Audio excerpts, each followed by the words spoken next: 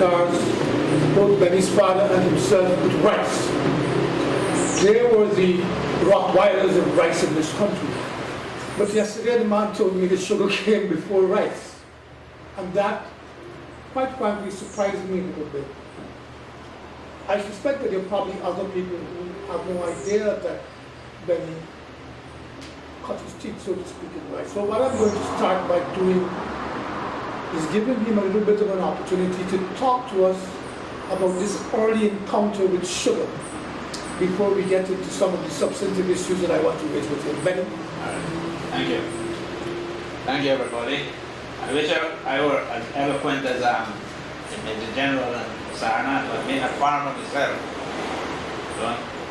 don't do this kind of thing very often. As Arnon was saying, I was born, he didn't say that, right? I'm going to say it. I was born at Cornelia on the west of Marara, on the middle of Sugar Estate. My grandfather and my Aja and my Aji worked on the Sugar Estate. And my dad used to do bull plowing in the Sugar Estate, which is not an easy job. If you know what it is, it entails. You have the big camper beds. So the camper bed, you got a drain, you got a big drain again, a camper bed. So the bull would jump the drain, then he would have to pick up the plow physically and go over to the next bed. So it was difficult. And my dad, he said to himself, this is not a future for him or his children. And he went looking along with his brothers for new pastures. He went all over the place. He went into gold mining and all the things. Eventually, he settled at Perth on the Essequibo coast. This was in 1956. I was born in 1948. So when I was 8 years old, Dad went away, and my sister, one was a little bigger than me and one was smaller. So we say we're our grandparents, who, I mean, they are about the best people in the world. My Auntie and my mom and pa and such. We lived with them until 1962 when they had a big fire in Georgetown, and we went back to Essequibo with my dad.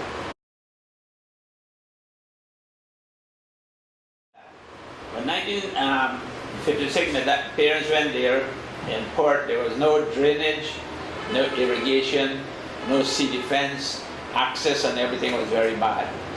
When we went there, I can remember the house we lived in was open, something like this, but very open. Mosquito, king. I can remember one night, my parents, they were so tired. We normally put a 5-gallon drum and make smoke, put in coconut husk. And the damn thing nearly burned down the house because we all fell asleep. You know, but we persevere. The thing then, with the guy who we bought from, Mr. A.P. Singh, his philosophy was that, you know what, you're going to have this land a year or two, and then eventually I take it back when because you can't afford to pay me my money. But my dad and his brothers proved him wrong. They settled there, 250 acres, then they went to Bumpy Hall, not too far away, just after Dartmouth, and they developed 160 acres there. They were doing not too badly. We didn't have any millers, so they were sending the paddy to other millers. And you know, things weren't too bad. We had the T29 old Massey Ferguson tractors. That's how we cut our teeth at.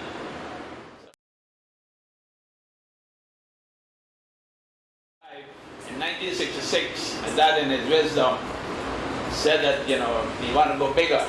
He went to Hampton Court on the Essequibo coast, 1,600 acres of on that coast, on that village. He bought everything, but a lot of people had to transport, and so he bought it from Macdoom, the people up in Macdoom village. That place was a sugar estate. They had a little shack as a rice mill with a single stage mill. Single stage mill where they made rice and boosie, where the husk and the bran was mixed together. So that's why we had boosie. Nowadays we have the shell and the bran one side. There's on the multi-stage mill. So they went ahead and they did a lot of work there.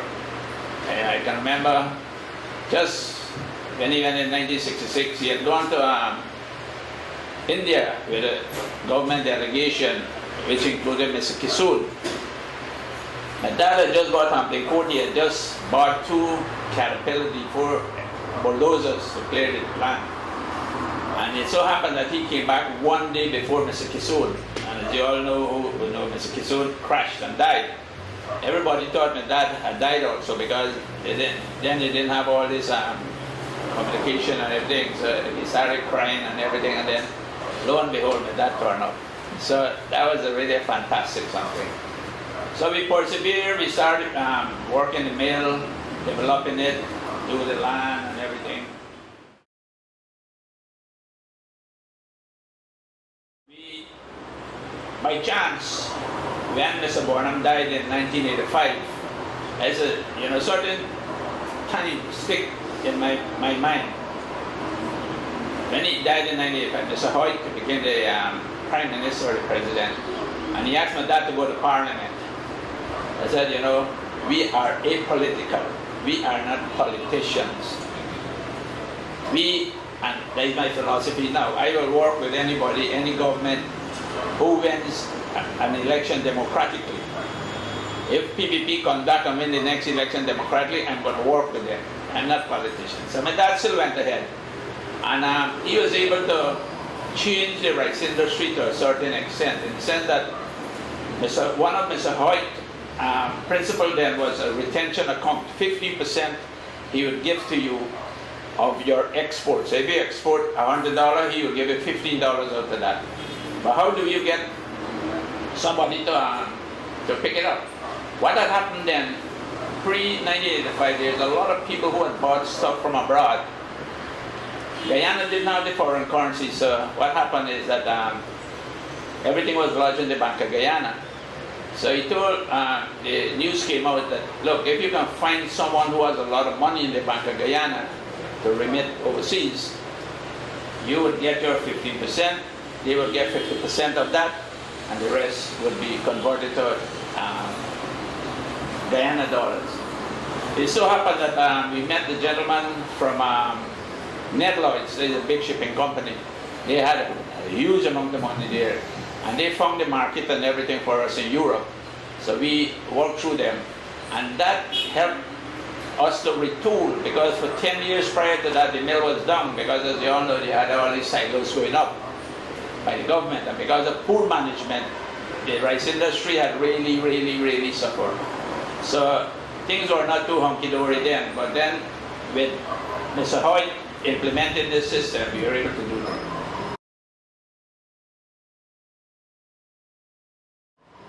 Then we went to Regina, where we got 305 acres of land. We started to use airplane then. So I am unique in the sense that when I was small, I used to work with my father with the oxen to do rice farming. I ended up using the airplane to do rice farming. So I doubt whether there is anybody, even in the world, that would have done that. Maybe they have high technology, but to work with the bull down there wasn't easy. But I enjoyed it. I mean, agriculture is in my blood.